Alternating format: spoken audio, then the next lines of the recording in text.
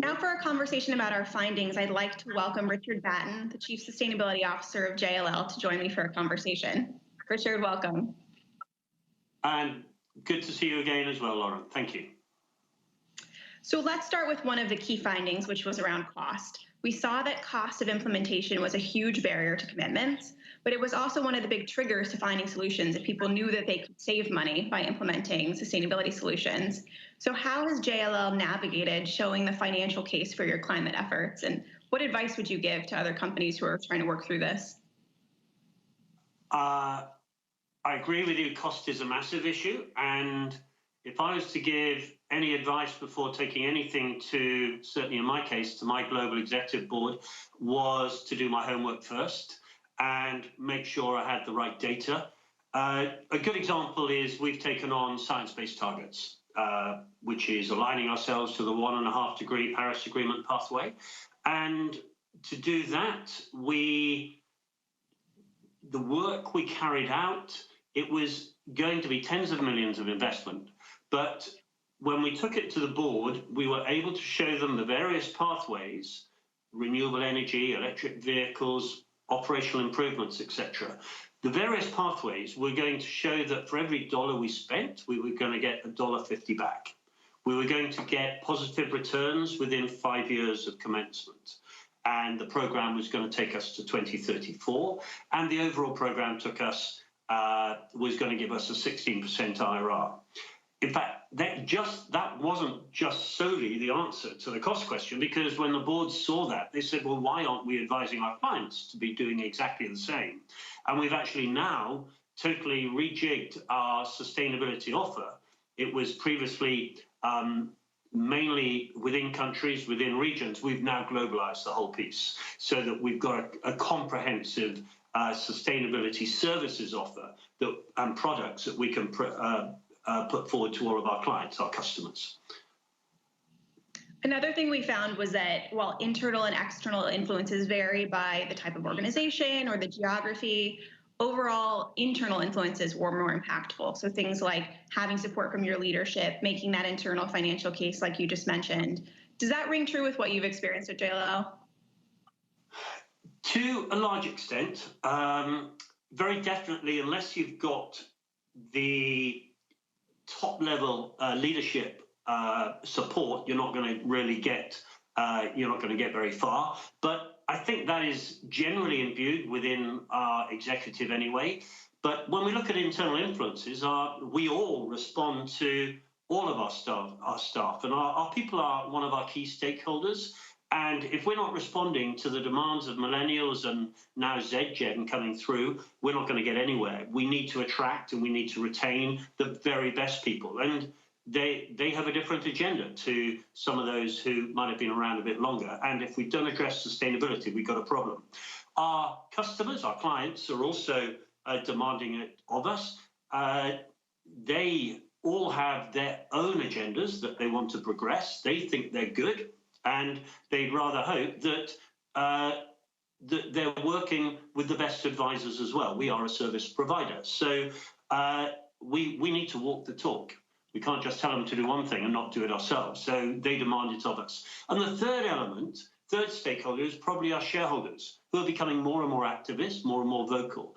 I think over the last 12 months, I have spoken to far more shareholders than I would have ever had access to beforehand. Shareholders are interested in what we're doing and they want to talk. Previously, they would have only spoken to the CEO and the CFO. Now they want to talk to the sustainability officers as well.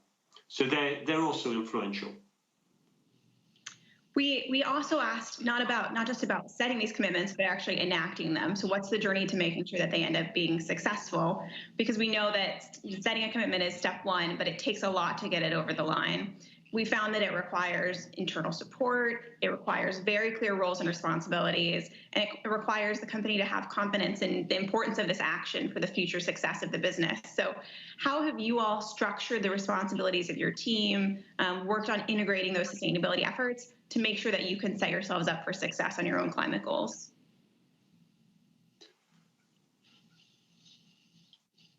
It's really important to get buy-in. We've just spoken about reacting to to our stakeholder, the people we're working with.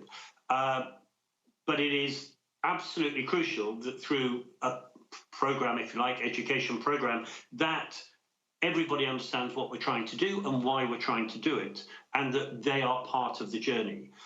We have, quite apart from the various committees we've got throughout a global organization like ourselves that sit vertical global business lines working with 60 countries on the ground, and we've got a matrix of understanding, if you like, of what we're trying to achieve.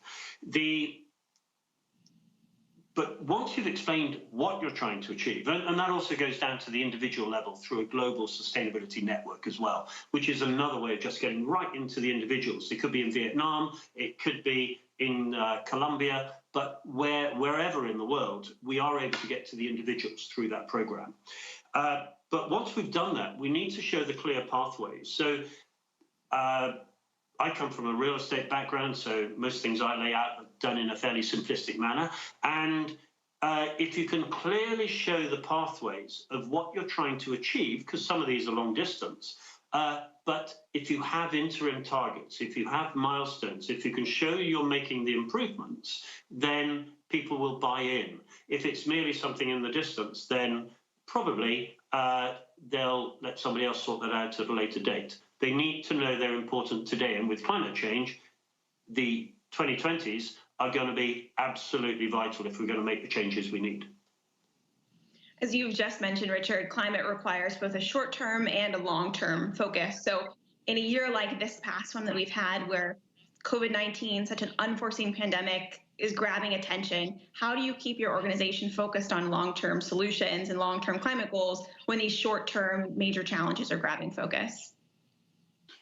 Well, something like COVID is a short-term, I was hesitating to call it a hiccup because it's obviously a lot more serious than a hiccup. But it is here. We are having solutions coming at us. But I actually think it's almost a dress rehearsal for the greater concerns that we've got coming out of climate change. We've just had a survey, and this was of real estate people, but corporates, and asking them what their sustainability ambitions, how they were being affected by COVID. And 70% of the responses said that their sustainability agenda was either going to remain unaffected by the implications of COVID, or they were going to be investing even more into it. There are very few people out there who are pulling back from sustainability because of the short-term implications. Climate change is a long-term solution that we need to find. We're going to be COP26 in Glasgow at the end of this year. That's going to be 100% focused on net zero by 2050. And that's what everybody's going to be working to. Some of the cleaner organizations should be able to get to net zero by 2040. But in order to do that, we've got to look at the various pathways of everything we do, air travel, for instance, procurement, even our own. One thing that hasn't been looked at perhaps in depth up to now is home working emissions. We've looked at everybody moving to home working, but what are the emissions from everybody there? That hasn't really been taken into account. So there's all of those pathways need to be analysed to see where we're going to get to, because it has to be about reduction of emissions. It's not about creation of offsets, because there aren't enough offsets out there. There's not enough space for us to grow the trees we need to grow.